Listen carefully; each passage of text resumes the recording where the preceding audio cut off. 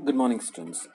We've seen till now in the chapter of nomadic tribes that, yes, um, under the great guys like Attila or Genghis Khan, for that matter, and very able rulers, it is easy for to convert whole this tribe and all the group of people into a very efficient fighting force. But if a ruler happens to be a lazy one, not a very good administrator, not a great military general, then of course the whole empire and the whole structure crumbles and flounders.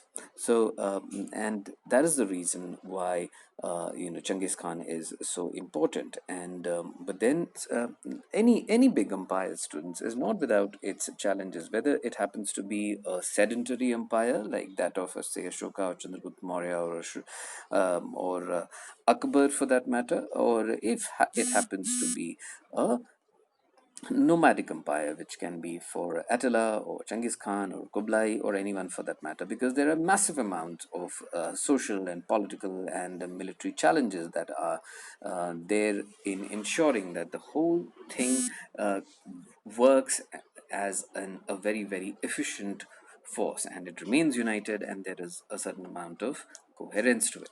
So, today we look into the topic of social, political, and military organization.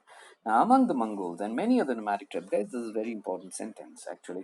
Nomadic societies as well, all the able bodied adult males of the tribe bear arms, and they constitute the armed forces when the occasion demanded.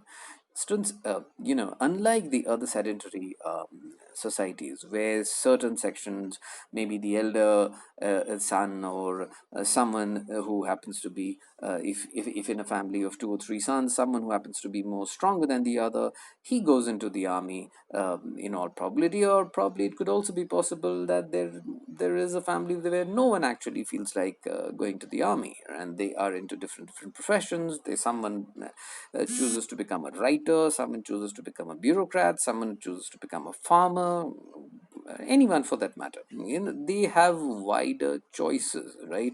Someone would like to probably sell vegetables, a trader, something like that, right? But in a nomadic society where they do not have these, if I may say, trappings of the sedentary life, where you need to have a dukan of your own and probably someone who cleans those shops, and then you need efficient drainage system, and then you need efficient water system and whatnot. Guys, a nomadic life does not need these issues. These things are not important at all. A community of people who are nomads, who today are here, tomorrow are there, day after somewhere else, do you think they would need and worry about the drainage systems and spend huge amounts of money to ensure that it functions properly and effectively? Do you think they would be spending great amount of money on fancy monuments and great buildings of architecture and all that calligraphy and all of that? Absolutely not. It doesn't bother them at all. And that is the reason why almost every man in those nomadic groups are fighters, right? Because they keep moving, they feel they are always under attack, right? Because they always have to be extremely vigilant, careful, cautious, naturally. So men have to be good fighters, and they are naturally, these nomadic tribes, they end up becoming a very, very lethal and very efficient fighting force. That's what the first sentence says. Now, Mongol tribes and subsequent campaigns against diverse people introduced new members into Genghis Khan's army, complicating the composition of its relatively small, undifferentiated body into an incredibly heterogeneous mass of people.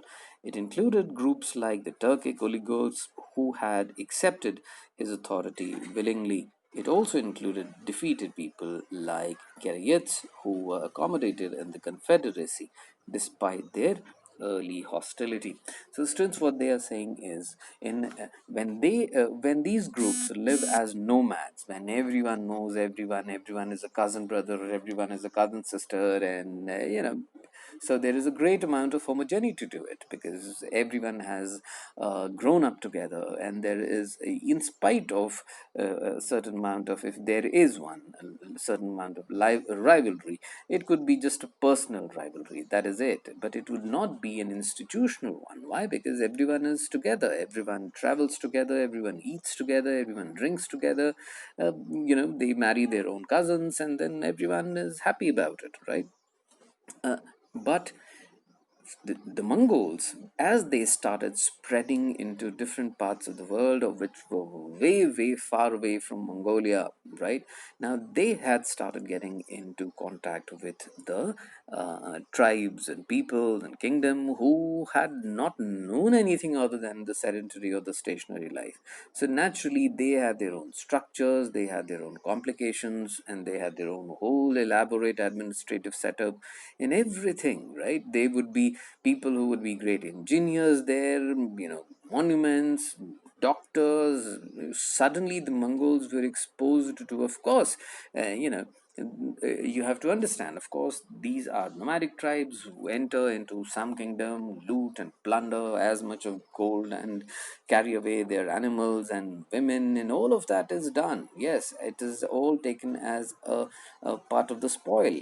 But the fact is, if you actually want to just loot and plunder, that it is fine. But if you want to build an empire, both are different things, guys. If you loot and plunder, take away their animals, take away their women, and then you push off, that's okay. And they would, the defeated party again gets an opportunity to rebuild its life, which it takes probably 5 or 10 or 15 years, and the town is standing again. So, but if you have an intention, if a nomadic tribe has an intention of becoming empire builders, then that's a whole ball game altogether, right? Now you have naturally to worry about everything, even their drainage system, for that matter, right?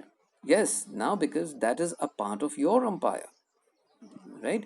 You'll have to ensure so many things at the same time, and this was a huge challenge for the Mongols, who had no experience in all this, right?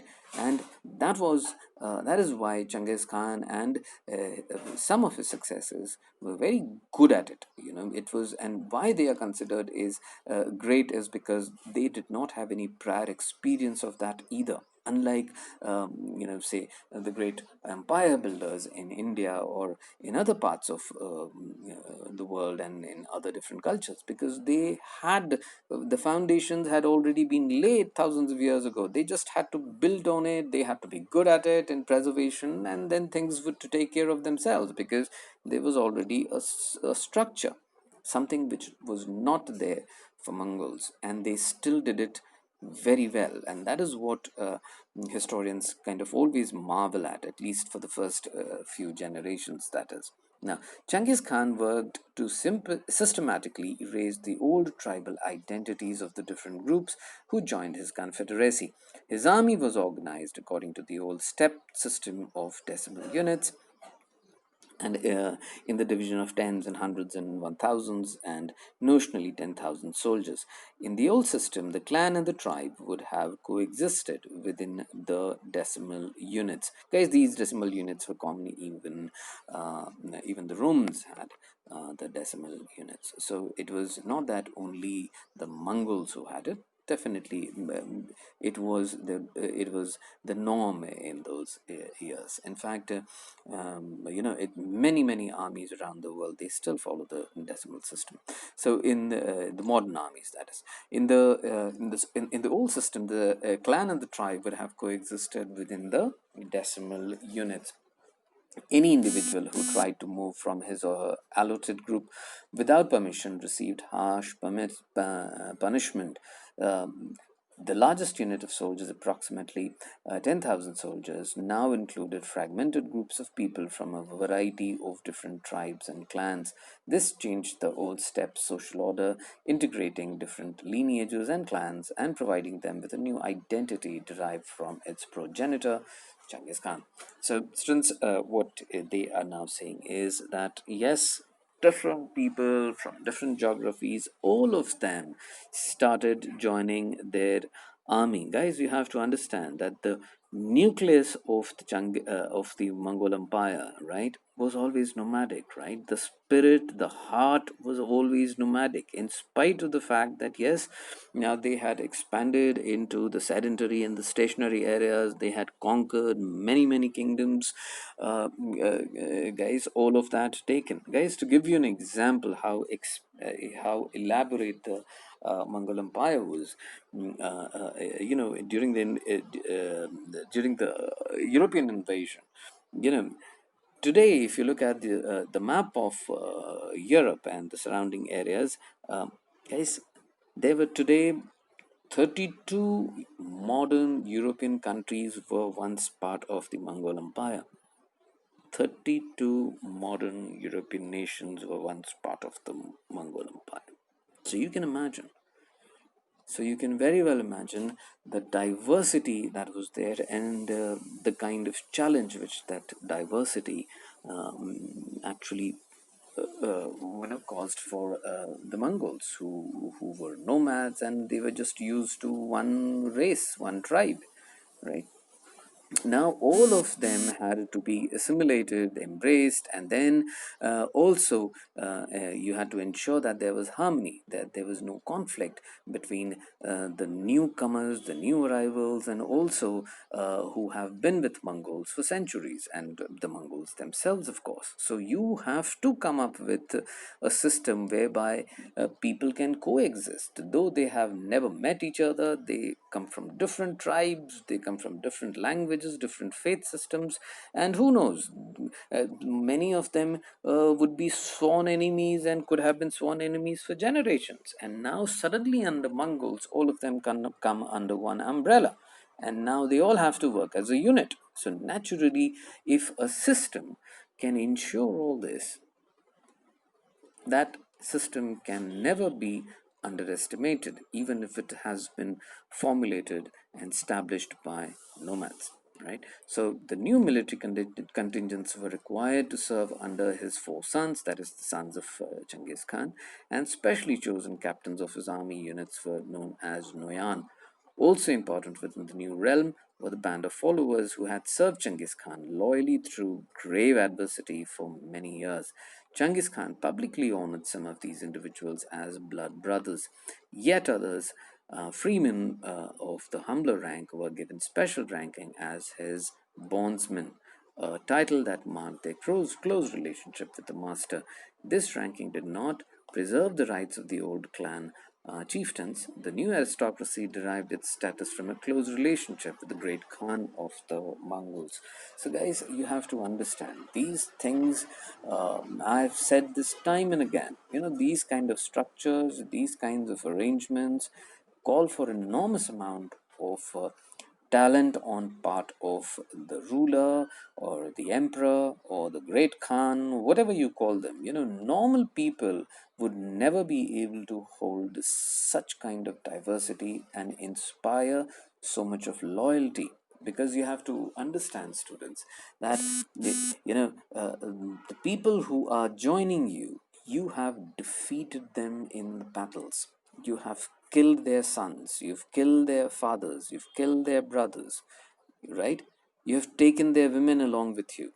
And now, once they are part of your system, you have to also now ensure that, yes, they are an asset to you. Do you think it's a mean feat? And you have to recruit them in your armies, and you have to ensure that their level of patriotism, their level of commitment matches your own Mongols. So to do all this, you need an emperor, or the great Khan, or whatever that adjective is. That guy needs to have enormous amount of administrative skill. Enormous. He has to be a great general. He has to have enormous amount of charisma. All that is needed. Okay, we shall continue. Thanks.